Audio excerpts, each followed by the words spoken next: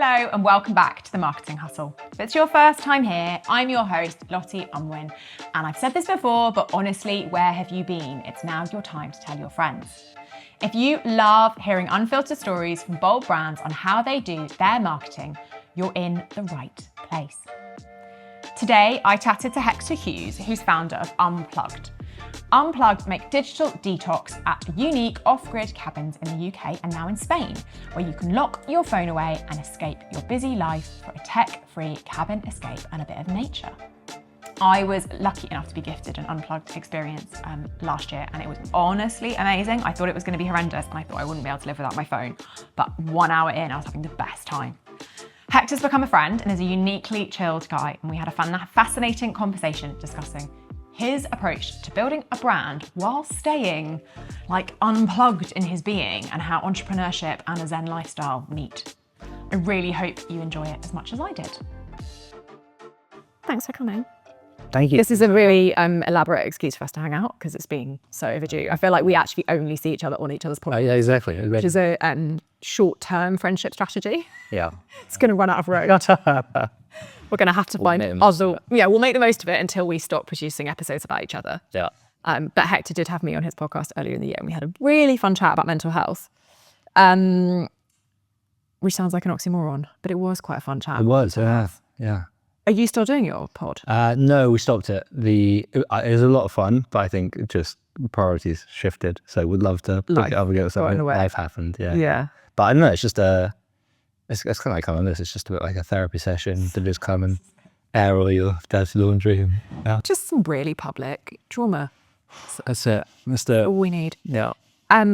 How's Unplugged growth going? How's this year been? Yeah. This year's been great. We launched into Spain, as you know, a few months ago. Yes. Yeah, up to 32 cabins now across the UK. And yeah, lots of big plans. We should double that again in probably the next 8 or 9 months, which is exciting. So as you know, number of cabins has always been the bottleneck. Yeah, because you're just fully booked all the time. Yeah, exactly. So we're like 95% occupancy in the last year, but yeah, just that actually turns out actually getting cabins out there in the wild is tricky. So yeah, it's really been about scaling that up. To the naive not cabin builder layman, why is it hard? Like, to my brain, it's like you just find a field and you put a cabin in it. Yeah, it's just you're basically kind of solving problems in multiple different domains. You've got the whole land and planning thing. There's a lot of land out there, but it's like actually finding the right sites. We see a lot of sites to the ones that actually we go with. So I think I'd say we probably take 1 in 20. So you just got to get out there and just see a lot of land. It's a lot of time on the road. All of these things. So building up a good pipeline now, but at various points that's been a big bottleneck. And then the cabins themselves, there's always production and scaling it up. Like, it's quite a kind of niche area in some extent. Like anyone kind of can build a cabin, but yours are beautiful. Thank you very much. That's very kind. There's not kind of it's not like cars where you're just buying them off the shelf and there's always more cars and they're rolling off the production line every second. So actually going out and getting the cabins made, and that is a kind of constant process over time. So we've worked with a few different manufacturers. We actually have 4 different people making cabins for us at the moment. So it's just like helping them scale and scaling up with them. And then there's the financing as well. So we started in capital intense business in a zero interest rate environment, and then interest rates changed. So that brought some challenges, which we've so we had to get a bit creative. We created a financial product to fund the cabins. So that worked really well. So various. So basically, when the interest rates up, asset financing just kind of completely dried up in the space. So we created a financial product called a cabin back loan, where individuals could fund a cabin. So they fund, basically it was a 50k loan secured against a cabin, and we just pay them an interest on that. And that's worked really well. So we've done probably about 14 of those now. So you have a whole other customer who's the customer of your finance product. Yeah. How do you find them? We have lots of different customers. They find us. So we've got a lot of equity investors. So some of them have done it. And then once people have done it, they've referred people. So we have people's parents who have done it and their friends and all of this kind of thing. So we've got this whole little network of people now who are financed. And do they do they get the first stay? Is there some... No, we're not that generous. They're very, really? They're very welcome to. Yeah, they're very welcome to. They're pretty. But there's not a little plaque on the door that was like, "This was brought to you by the Joneses? No, get that picture up in the bathroom or something. No, we haven't done that yet. And then we're actually moving more towards an asset-light model. So we now have people who have their own portfolios of unplugged cabins. They actually own the cabins, often it's the cabin builder. So they'll build it to our spec, they'll finance it and own it, and then we'll run it. And it's what the big hotel chains did. So Hilton, Marriott, in the early days, built their own stock, built a strong brand. And then once you had that brand equity, then other people wanted to run, own Marriott hotels, basically. So now is that like a franchise? Kind of, yeah. It's what the big hotel chains do. So they own like 2% of their hotels now. So it's like kind of quasi franchise. And the reason that you do that is because of cash. So you make less money long term, but it's much easier to scale because it's less cash intensive for you. It's just scaling supplies. I mean, if we have the cabins that we're funding and growing, but then if someone else is funding and growing more cabins over here and someone else is over here, then it just means we have more cabins coming online everywhere. Because as I said, like the biggest bottleneck has been supply. So yeah, like I said, we're at 32 cabins now, which has taken just over 4 years, and then we have another 30 coming in the next 7 or 8 months. So as we're starting, and over half of those are other people's portfolio effectively. So it just allows us to scale much more capital efficiently. So interesting. How have you built a brand so good that people are franchising it? Luck. Come on. There's always a lot of luck. Not going to let you get away with that. I think we stumbled onto a concept that really resonated straight from the off. Like, I think best decision, we were talking about this and talking around it and how should it work. And the best decision we made is to really be serious about the locking your phone away, unplugging, because it means that we stand for something and it evokes something. So is that really differentiated? 100%. So it's one of those where, like, to on first glance, it might not look that differentiated, but then when you get into it, it's huge, and it's a completely different proposition. I've done the unplugged thing in your cabin in full and did the phone locking away thing and getting really lost on the walk. I've done the whole experience, but I've not kind of mystery shopped your competitors. Yeah. So if are there other people doing it? So no one else gets you to lock your phone away. So there's lots of very similar, there's lots of great cabins out there. There's lots of, it's an awesome space and everyone's doing the same thing, which is trying to bring people into nature. But everyone else, like other companies in the space, you use your phone as a guide to get around the cabin, so that's where it tells you how to light the fire, and you go out on walks which are mapped out on your phone, which again is nice, but it's solving a different exactly. And I think it really came from, prior to this, I was running growth, not very successfully, at a tech startup, and obviously I had a year and just... Your brand is luck and you're an unsuccessful head of growth. Pretty much. I'm glad we've covered all the background. Right. But one of the many insights from that was that we were trying to be everything to everyone and ended up not talking to anyone. And, I wasn't great at my job, but also it was like pushing water up a hill, because what you are marketing makes such a fucking difference, right? So when we were starting this company, again, it very much came from a place of, I just had this experience where been offline for 10 days, life-changing, blah, blah, blah. But then thinking about it was like, cool, we could have a startup that does cabins outside of London, or we'd have a startup that does cabins outside of London that locks your phone in the box. And actually that second concept makes it, instead of telling one person, you're going to go and tell 10 people, And so I think we've really been trading off that for the last few years, which is when we tell people what we do, it gets a very strong reaction either way. They're either like, oh my God, get me there now, that's incredible, or that sounds terrifying, I would never be able to do that. And I think it's that kind of tension that has really helped it catch fire in many ways. I think it's the same, why does stuff go viral on TikTok now, or Instagram? It's again, because these videos like bring up that same tension in people. So I think we're fortunate, again, obviously we kind of did it with some purpose, but we basically found a positioning that, like, we have this insight that this is a huge problem, and there's a huge opportunity to get people offline, and huge benefits in doing that. And that is a position that we're just going to hold.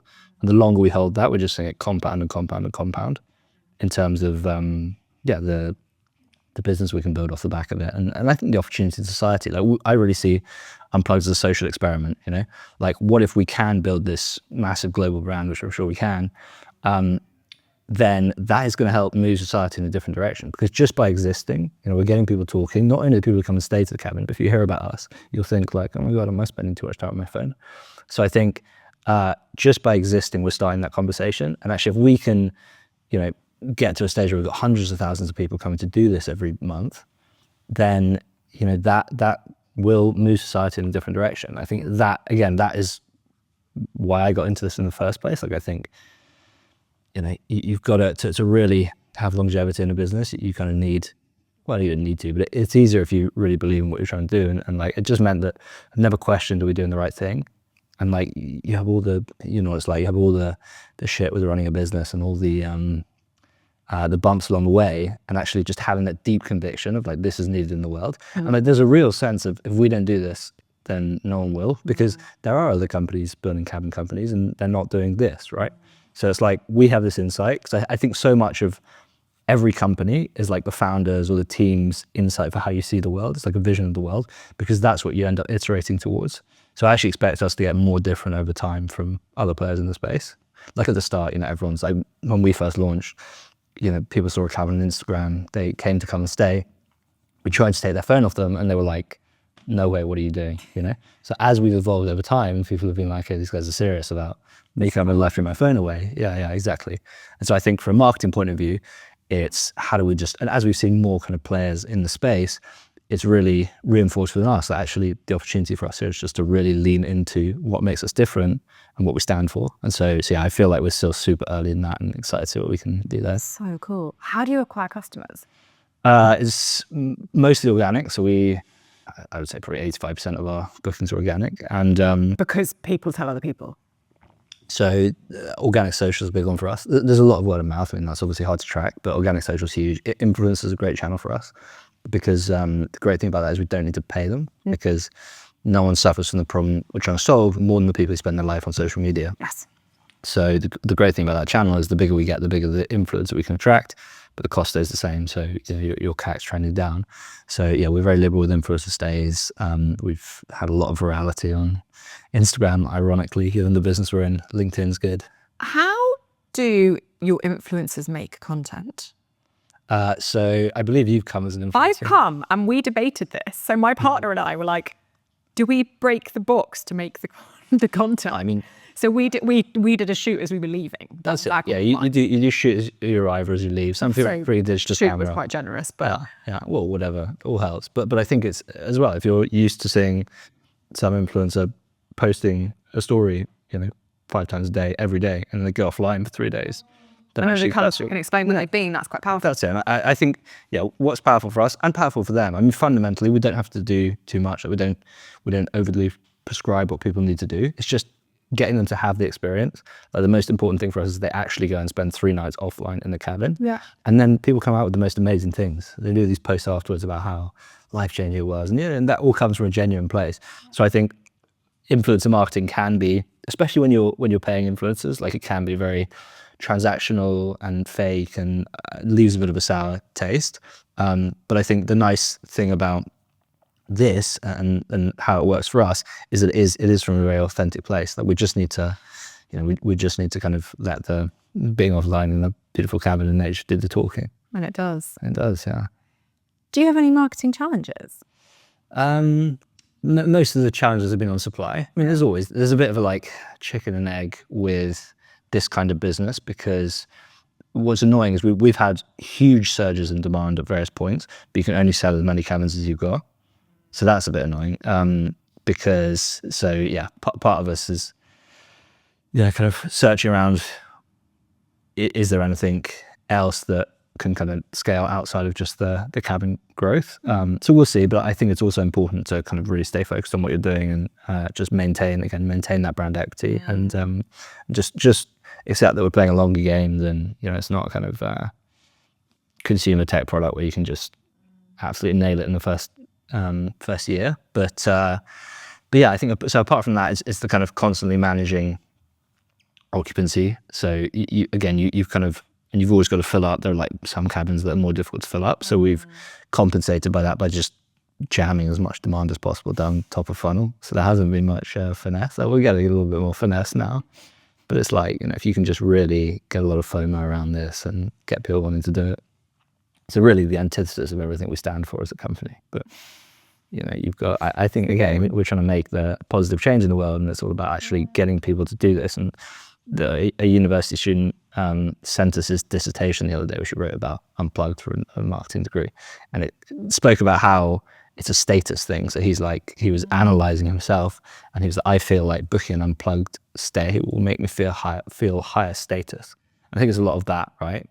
So it's really, if we want to make, because this space, this like getting off your phone space is really uncool, unsexy. Like a lot of the stuff in the space, like it's just basically consultants running corporate workshops, and it's very heavy. And then when you talk about like phones and how it's bad for mental health, which it's not is a whole other conversation. Exactly. Yeah. And I think it doesn't make people feel good. So I think we've tried to go in the opposite direction by just being super aspirational, and it's like makes people feel excited to go and like higher status to go and spend time off your phone, like make it cool, And I think, for us, it's the real focus and the opportunity, I think, is to really make this something that's culturally significant. So, being unplugged is to switching off what Ubering around is to getting around, So for sure, except that your product is inherently less democratic than Uber. For sure, yeah. But I don't think that's necessarily, because for something to be culturally significant, I don't think it necessarily needs to be fully interesting. So it can like represent a transition that can be like reflected in society in other ways. Yeah, I mean, it's like you take the other end. It's like Chanel, for example, culturally significant. Like you have all these kind of luxury brands that take the extreme. If you want to extrapolate, and again, they become synonymous with their category as well. So I don't think it's necessarily about democratic. And again, that's a hot topic. I'm very aware that it's a product that comes with a price point that's not accessible to a lot of people. It's not, I wouldn't say, super expensive product, but in terms of, obviously you're looking the kind of lower income brackets, it's definitely out of budget. But for us, I think you can also have this kind of paralysis of we can't serve everyone, so we're just not going to do anything at all. Actually, do launch a product range that tries to do everything for everyone. Exactly. And I feel like there's also a lot of, I think after the fact, people think that there's so much more like deliberation, and people are so much more rational when starting a business, and like sometimes the right idea grips you at the right time. You just got to run with it, and you can.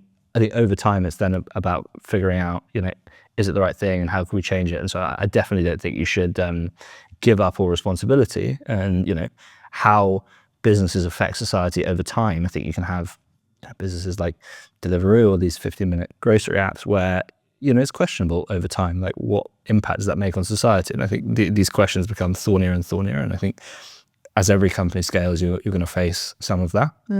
So for us, we're early on our journey. I think it's very positive, but I'm sure some of these dynamics will emerge as well. But the point is that just by us existing and doing this, and people coming to do this, it starts the conversation, right? And that is something that everyone can benefit from.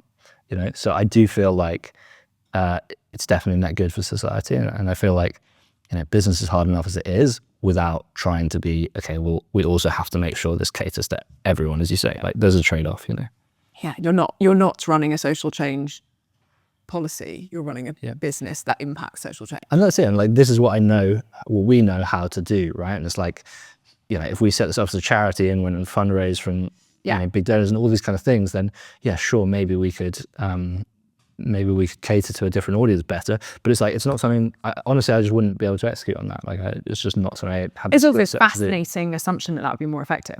Like, as you say. Exactly. Those conversations are really powerful, and the impact of that influencer commentary is really powerful in making it inspirational. Yeah. How's your marketing team structured? Who does it? So we have just two people on the marketing team, Grace and Rebecca, and they kind of work very close together. Grace is head of marketing, so she really owns the marketing system. So everything from the website, all the tools, socials, all these kind of things. And then Rebecca's on the growth side of things, so she does a lot of influencer stuff, a lot of the more kind of tracking, data related stuff.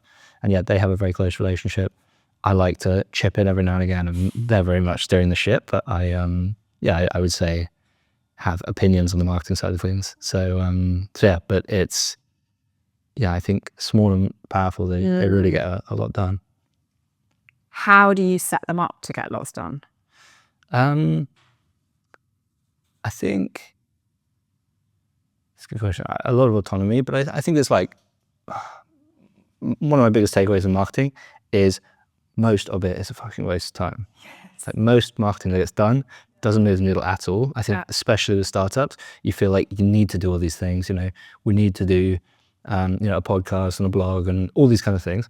I think, fine to have these ticking away. And, we have a lot of these ticking away to some extent, but I think we just massively over-index about, the kind of success comes from all these things. And I think it's looking as well around other companies and being like, well, look, they made a really successful blog, so we need a really successful blog. And actually, the companies that really do well find one thing that works and they really scale that. So I think a lot of it has been about subtraction rather than addition. It's like, let's stop doing this, we don't need to do this. And has that come from you or come from Grace? Lots of credit to Grace and Rebecca. I think they're generally very good at managing their own time. And there will be times when I think I hope Grace won't mind me saying that she probably is more on the perfectionist side of things, which is why she's great at her job. I'm not on that side of things, so I probably have an easier time saying that we don't need to do. That's an unusual dynamic. I think that's, when you say that's the kind of... I think it's quite unusual that founders are less into detail. Yeah. It's just like, if it sounds very not micromanaging. Yeah. No, I'm quite an unconventional founder in that regard. Like, I think, as you say, lots of founders are the ones who are fantastic at sorting out all these details in the product and marketing. I'm not being humble. Honestly, all my previous jobs, I would do like a half-assed job of them. Like my bosses used to say to me, you just do enough work to get by with it, no more. And so that very much my nature. On the flip side, I have a very easy time delegating. I trust people basically unconditionally. So it just works better for me. Like I will go and get into the details when I have to. I think it's super important. And there's no doubt that all the kind of really outsized results that Elon Musk, that Steve Jobs of the world, like super in the details all of the time. But I also think you have to lean into your strengths as a founder. And like fundamentally, what's really worked for me is finding and delegating to people who are amazing at that. And just being there to kind of support. And, I think I can do that well, and understanding how the whole kind of system works. And so guiding on a higher level, because there's an opportunity cost. And I think often getting really into the details, you can lose the forest for the trees. So I do spend quite a lot of time on like the bigger picture and just understanding the system, I think, rather than getting into the details. But maybe that's just me rationalizing. No, I think that makes total sense. Yeah. How do you stay in the trees? Well, sorry if I got that metaphor. The forest. Yeah. Don't stay in the trees. Go to the forest. Well, I practice what I preach. So I unplug. I try and get offline for like 6:37 every evening until 8 or 9 the next day. And so then whatever happens, you've just got that like 13 hours offline. I'll get offline at any opportunity. So if there's a couple of days on somewhere at the weekend, we're both going to a founders retreat next weekend. I will be offline for 3 days. You won't look at your phone? Yeah, I won't look at it. I thought everyone would do that at these retreats, but no one does. Absolutely not. So we need to sponsor one in the future. You do? Where everyone's offline. Because it's a very different experience, And it really fucking works. I mean, I know, you really do need to do that. We should, 100%. So what I've found is... Bring a sack and tell us to put our phones in it. 100%. I won't even tell people, I'll just steal people's phones. Like it's done. But it really works. And I think the more time I spend offline, the more I crave time offline, And then I spend a lot of time meditating, reading, journaling, blah, blah, blah. I do, spend a lot of time working and meeting people as well. But I'm not constitutionally built for like sitting down and banging out work for 8 hours. Like it's just not how I think you're slightly underplaying this. Like I know you well enough to know you do live quite an unconventional life, and it's very inspiring. Thank you, it's very kind. I find it terrifying because I am so far away from you, but every time I see you, you leave me inspired to stop being so glued to my phone. So you meditate a lot. You've once told me that I'm going to get this quote wrong. You meditate once a day, and if you're busy, you meditate twice a day. I think someone wise said that. Someone wise said, if I I'll usually meditate once a day, but if I'm busy, I'll meditate twice a day. And I always think about that. It's so true. So powerful in those moments of overwhelm. The last thing you do is keep going, because that doesn't break the cycle. Yeah, but it comes back to like what we were saying earlier, which is like most work that happens, it's not just most marketing work that happens, most work that happens full stop, most work I do, most work I would say any founder does, is a fucking waste of time, honestly. And you just get like, there's so much busy work done that I think it's crazy to think that, you know, I now meditate 20 minutes twice a day, that 40 minutes, right, out of a day when you might spend hours and hours and hours in work, in meetings, all this kind of thing. Yeah. And those 40 minutes make you so much better. Me personally, maybe I'm just an anomaly, so much better for the rest of the day. And yeah, I just can't, it's like part of the benefit of meditation is it makes you realize how much fucking time you're wasting. And it's just like, I don't need to do that, and nothing's gonna change. And it's like, it's not only all this work you do that's a waste of time, is like just the time wasted. It also creates more work that's a waste of time. So you're gonna waste more of your time in the future. You know, so like sending emails is a classic example. Every email you send, you're gonna get some shit back.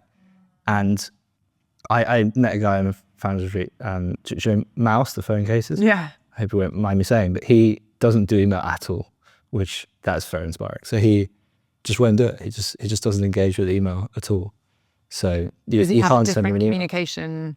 He'll like go and see people in the office, and like, but it's like usually through people that all the communication happens. So I think you can just really challenge these assumptions. And I feel like we just feel like we have to be sending all these emails. We have to be available and busy and all this kind of stuff.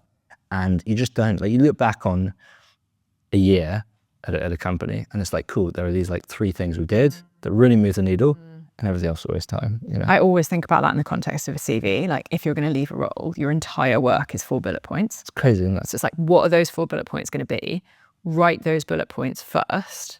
Like, at the start of the year, think, what are those bullet points going to be on my CV? Yeah. And then, am I delivering against all of that? And I like that as a framework, because it kind of takes you away from, what does my boss want from me? So what's the story I want from this job? How is this going to be a productive period for me? It could probably go right down to 1 bullet point, right? Like, it could be like, especially as like, if I think about the people on our team, again, they do an amazing job, got a huge amount of work, but it's like, as a founder, if there was the one thing that was most important for them, if they just absolutely nailed that this year, and everything else fell by the wayside, then that would be an amazing year, you know? And I think it's true of all of us, right? Like, but we get so bogged down in trying to do an okay job of everything that I think we end up not doing an amazing job of anything. So does that mean that your team don't... if I speak to anyone in any job, they will tell me they're busy. Like, modern life truth. Yeah. Hector is the one person who doesn't think like this. If I spoke to your team, are they going to say, I've got too much going on? Or are they going to say, like, have you created a culture which is bucking this trend? Definitely not perfectly. So I'm sure I really want to do this now. Yeah. I'm sure they email Grace. I'm sure they would say they have too much going on. Yeah. Yeah. But I do try and say, like, challenge the assumptions on whether we need to do this or do this. But, you know, I mean, I think everyone works differently. And like, Grace just would go crazy if she tried my working day, and vice versa. I'd be destroyed if I tried hers. But, you know, because that's a social experiment that shouldn't happen. Yeah. No, I mean, she's incredibly productive, and so just absolutely smashes through stuff. And obviously it hugely moves the needle, which is why, like, it works well, the 2 of us working together, right? Yeah. Because it's kind of yin and yang in that regard. That's a really lovely reframe on her pulling loads of weight for you. Exactly. I mean, that's basically that. Writing you up, but like, it's incredible balance. And she's like, for God's sake. Yeah, what I mean is... I need to get a higher voltage. What I mean is, I am very unbalanced, and it helps balance out any company that I'm in. So yeah, I think it's not like we're not doing any work all the time, but I've always been surprised, well, not surprised, but like interested that whenever stuff does feel really busy, we can often be like, okay, well, what if we just did a bit less and nothing changes, you know, and actually just end up having more time for the things that are really important. So yeah, I mean, as a startup, we're doing projects we probably shouldn't be doing. I get sucked into projects I shouldn't be doing. So yeah, it's very easy for me to sit here and preach about it on a podcast. It's very different in practice. But I think it's what I kind of revert back to myself. I mean, in my own life, am definitely not anywhere near perfect on this. Like, You know, you still waste so much time. What small, like we've talked about going on an unplugged day, we've talked about meditating twice a day. Are there smaller rituals or actions or questions that keep you accountable in the day that might be a bit more approachable for someone listening to this? Yeah, I think pen and paper just solves so much, or going for a short walk. And I think it's very simple. It's just ask yourself, like, what is the one thing that's really important right now? And just start there, because it can feel overwhelming. I know, you know, being busy is overwhelming, and you feel like you've just got all of these things. And I think quite often it's like, this project's coming. And a lot of the anxiety comes from the one big unsolved thing that in the back of your mind, you're like, I know I've got this hanging over me, and now I've got all these other things to deal with. And so I think it's useful just to put that front and center and be like, what is actually the most important thing right now? And I think often it's almost a bit easier for a founder because, you know, things do seem very high stakes. I'm sure they're never as high stakes as they feel. But so it's very obvious, you know, if you're, you know, need to fundraise or whatever it is, it's very obvious, like, this thing is really important and everything else is noise. And I think maybe that's a little bit harder given the role. Yes, but I still think we park 100%. like difficult people conversations, or like a strategic decision that is hard and therefore you procrastinate on because Exactly. it's easier And to these things drag on for weeks and weeks and weeks, sometimes months. And it's like, if you just did this one thing this week, it would be a great week. You know, who cares what else happened? It's like replying to emails. I'm trying to be a lot less good at replying to emails. Because I feel like, you kind of got to keep up all this crap. But, you know, the archive button is useful, I think. abuse. There's a great story about Napoleon where he used to, when he got post, he used to put it aside for 2 weeks, and then he would love opening it 2 weeks later and finding out how irrelevant it was by then, you know? And so I think there's a lot in that, you know, of just like, I can kind of vividly feel when I'm sitting there and, you know, I'm preoccupied with something, and then some email that's really not important comes in that I feel like I owe that person a response, even though I don't. And I will then just feel a little bit more pulled, a little bit more strained. And it's crazy, you know, like your email inbox is not your to-do list. And it's amazing, like, what a roller coaster what comes into that is. So I think it's just like challenging that a bit more and just being very comfortable with, like, I mean, for me, it's quite useful because, again, I'm a real people pleaser. So with like WhatsApps and all these kind of things, like, I still have a little bit of difficulty with it, but I used to feel a real, like, kind of pressure to reply to everyone and letting people down. First of all, no one fucking cares. Like, honestly, they probably sent a message and haven't thought about it since. And second of all, when I have replied, and they've been, I'm so sorry for the delay, people have been like, oh no, you're Mr. Unplugged. Like, I've expected. I've got the brand. So it's quite good, yeah. Actually, a fast response is unnerving. 100%. But it's that thing, and it's like, it's interesting if I think about people I've messaged that haven't replied, I haven't thought twice about it. You know, you forget about it. So when people cancel meetings, it's like, oh my God, if I cancel this meeting, it's gonna ruin this whole person's day because they're not gonna be able to see me. And then when someone cancels a meeting on me, I'm like, oh yeah, This is it, right? Yeah. Like, I think this in work and in social life, like 70% of the time when someone cancels something, you're really 100%. And then there's like 20% where you feel just absolutely nothing. Yeah. You're just like, okay, whatever. Like, you're not disappointed. You're just like, fine, I'll see you another day. It's inconsequential. And then there's that 10% which is galling. Yeah, exactly. Like, there are situations where a friend like bails on you on a Friday night and you're like, I actually really needed that pint. Like, please don't do that for me. But I think it's such a good reminder for all of those days where we're like, I'm overstretched, I'm knackered, I'm whatever. Like, they're probably feeling that too. 100%. So, yeah. Are you as strict with your, like, how does your diary look? How is your social life? How does that fit into this world? Well, I have a paper diary, which I highly recommend. So very interesting. And how does my diary look? For all work invites. So if someone sends you a calendar invite, you copy that into your paper diary. Yeah, exactly. I just find it like easier to, you know, kind of, and it just means that if I need to check my diary, I don't have to get out my phone, which is lovely. So, but yeah, I don't know. There's just something about the act of writing. You can see your week a little bit more, comes to life a little bit more. And yeah, it's just the whole, and I feel like with your Google Calendar can just become like Tetris of like fitting all these meetings in here and all these kind of things. And I think so that has been amazing actually. And in terms of social life, it's interesting. So I'm, as you know, went sober about 5 years ago, which obviously shook up things. It was actually just for COVID, so that was kind of easy because I was just in lockdown. So that has changed a lot of things. Like, you know, prior to that, I would have gone out, you know, drinking these nights, and then just don't do that anymore. There's still a lot of birthdays and you know, like events, all these kind of things. But I'm definitely, I would say, going to less and less. I think maybe seeing like spending more time with less people. I think there's a real more investment in fewer quality relationships. There's a real like quality over quantity thing with relationships, I find. So it's just understanding that like everything you say yes to is saying no to like spending more time with the people you want to spend time with. So, and then I really went through a few years of like, I need as much solitude as possible. And I'm actually reversed on that a bit now, and so enjoying being around people again. So yeah, I think life comes in these kind of phases, and I think I had this pretty extreme life rebrand a few years ago when I did the silent retreat, quit my job, start Unplugged, stopped drinking, like all these big changes, and like went very strong in the other direction.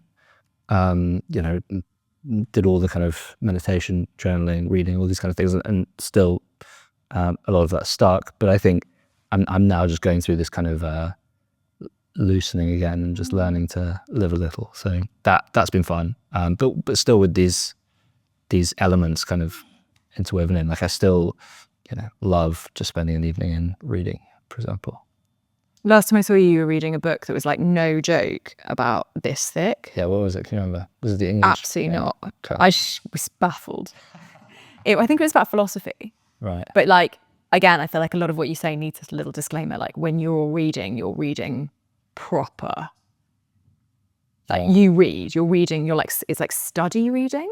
No, I don't think so. I mean, I was also a very dyslexic kid, so I was like pretty illiterate. I've got a twin sister who's like the most literate person I know. She's a voracious reader. She could read, you know, a couple of books a day if she wanted. And so it was always like her thing and not my thing. So I was like slow at reading and writing, all of these things. And then in my early 20s, again, where I was like, I just had this kind of discomfort with this life I was living, like dissatisfaction, and then just kept hearing that like reading's, you know, a great kind of all these people who have gone on to lead the lives that I wanted or thought I wanted were avid readers. I was like, I should really pick this up again at some point. And then I heard a podcast with a guy called Naval Ravikant, and he gave some advice on that, which is read what you love until you love to read. And that, it just kind of clicked for me. So I went from, you know, kind of slogging through a book once every couple of months to reading like all the time. And yeah, so that was probably about 6 years ago. What did you love to read? What was the start? That's a great question. I mean, I know I was very drawn to like kind of psychology books, like Michael Lewis kind of books, and just all these things about thinking. I was very interested in like understanding myself, and then fiction as well. I think non-fiction and fiction do very different jobs. Like fiction, I think, or non-fiction is wonderful for like helping you understand, like building these models of the world. So if you understand like what really happened like through history and all of these things, you just understand reality a bit more. And I think non-fiction is amazing for like really understanding the human condition, you know, because you're actually a living life in this person. I think it's fantastic for building empathy and all of these things. But I think, so I've read a lot of non-fiction in the last few years, a lot of progression of like biography, history, all of these kind of things. But actually, like nothing grips you quite like the right fiction book, you know. So yeah, there's an escapism and joy. There is an escapism, yeah, exactly. So I don't know, I'm not sure what it was, but it was a lot of like psychology books back in those days, and I remember reading a biography of Pablo Escobar, which was a lot of fun, these kind of things. I found that quite really resonated with me. I did an English literature degree and it killed it. I have a dyslexic brother, and what you were describing about that sibling, we're not twins, but we're very close in age, and I think he would have like nodded to everything you were saying. Like I was such a voracious reader. Went to Cambridge, read English, and didn't pick up a book for 5 years afterwards. I like had NP, like could not, from just too many nights, like, you know, coffees, just like trying to plow through the stuff, and it just took all the joy out of it. and I have fits and spurts with it, but I've never become a reader again. Yeah. And I think that's so inspiring. I feel such obligation because I've got Paul Brown, who's the founder of Bowl Foods, said to me that you can't afford not to read as a founder. Really? And I have this like, oh God, I should really be reading because Paul said that I'm going to be really bad at my job if I'm not reading business books. And so I need to, and that means I just sort of like sit there. Yeah. And then look at TikTok. It feels like a chore, right? Yeah. Yeah. And there are times where I can get rid of that and just read fiction and love it. But there's that little voice. And so I think, yeah, I think it's really, that's it. It's kind of getting back into the reading habit, especially in this day and age when like, so what are our evenings now? It's so easy to be like working or on Instagram or watching TV or whatever it is. And so it's just, how do you kind of help slowly replace that? And yeah, just do something you really enjoy.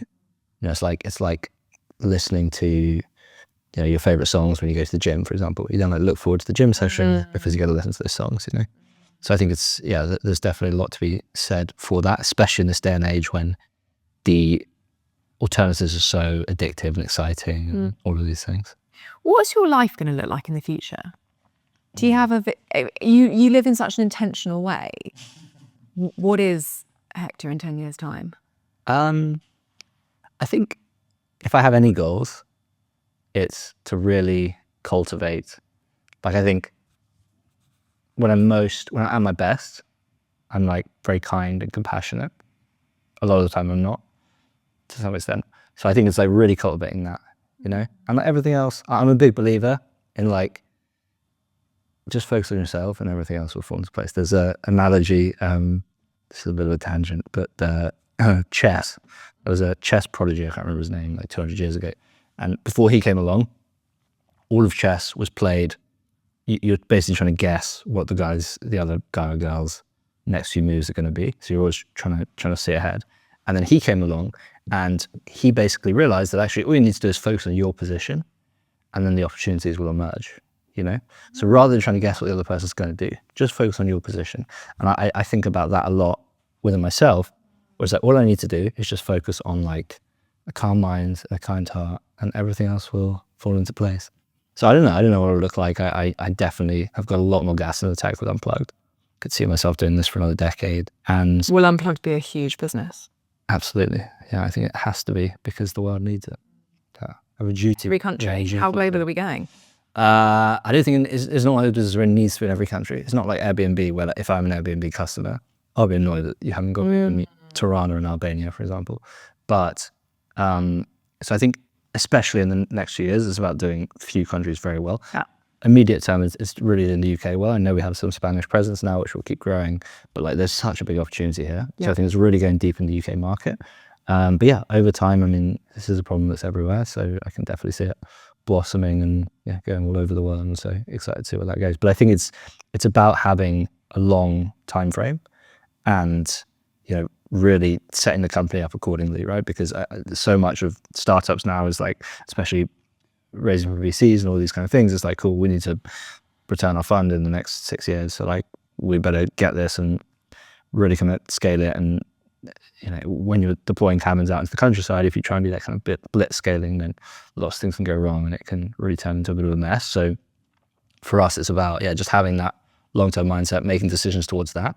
And I mean, the bet is that the world needs this, and it's that insight. I think every company has started with an insight, and then it's just about whether or not you're right. And it still feels like we're super, super early in this space. So I'm excited to see what we can do there.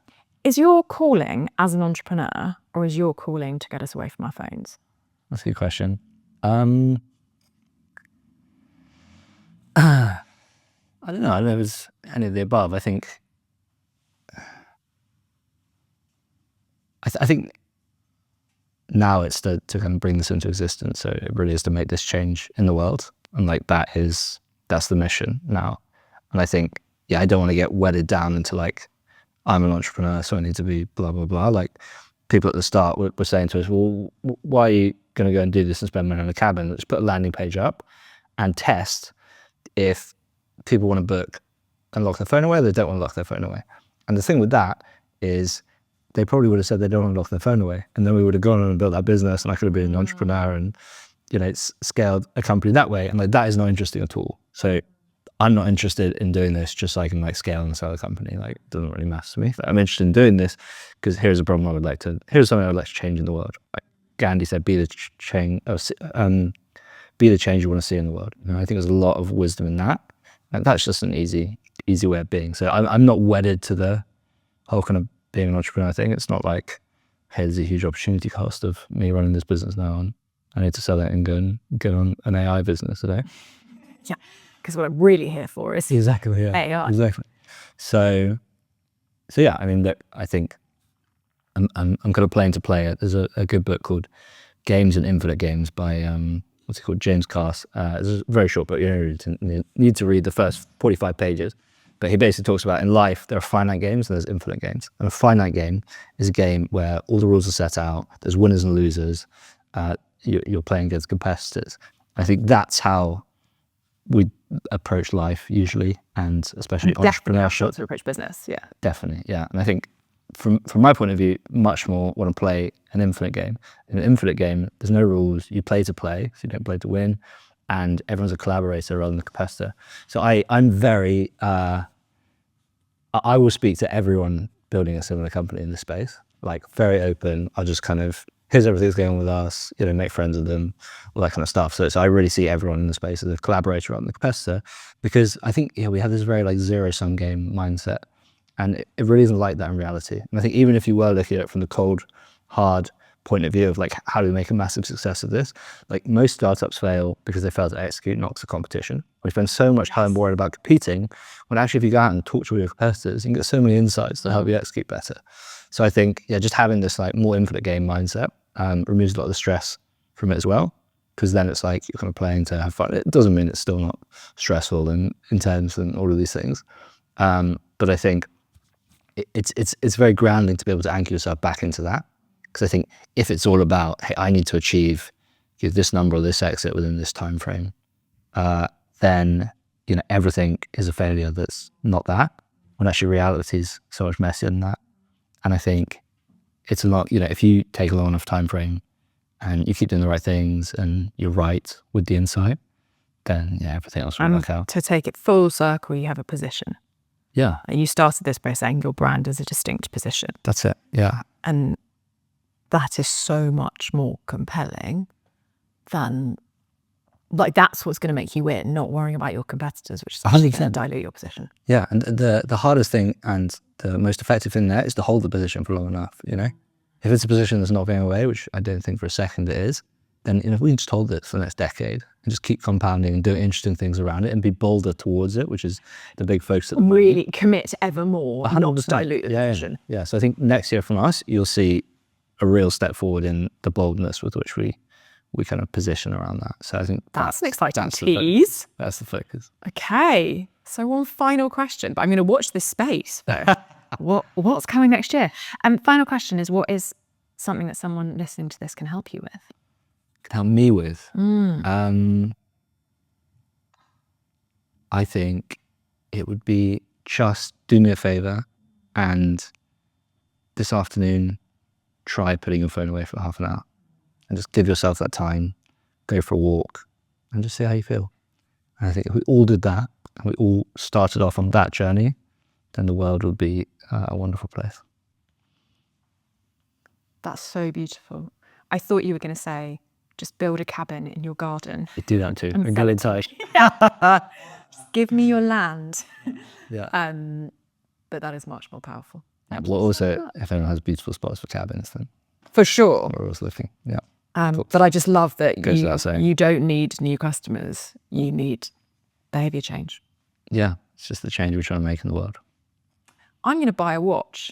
You should. I realised during this, when you said a paper diary, I looked at your watch and was like, I don't even know what the time is, let alone what music it's meant to be in. And it's kind of interesting. It's like an alarm clock, a watch, paper diary. There are, that is a small investment to take some quite big ritual changes. If I ever go out to the countryside, you can go on Ordnance Survey and get a custom map for like 16 quid. where you choose the location. And so it just means you don't need to take your phone out for a walk. And you're having an adventure. It's a joy. You've just rebranded a walk into orienteering. Absolutely, yeah. Amazing. Thank you so much for coming. Thank you for having me. Thank you so much for listening. If you loved the episode, please leave a review on Apple or Spotify. It really helps us grow and get more brilliant guests on for you. The more reviews, the more listens, the more incredible people I can attract to come round for a cup of tea and chat to me. If you want to hear more insights from the life of a founder in startup marketing, please do give me a follow on LinkedIn, where I post every day about my thoughts, feelings, observations, and stresses. I'd love to connect. That is a wrap until next time. Remember, you can always get in touch to recommend who we should have on next.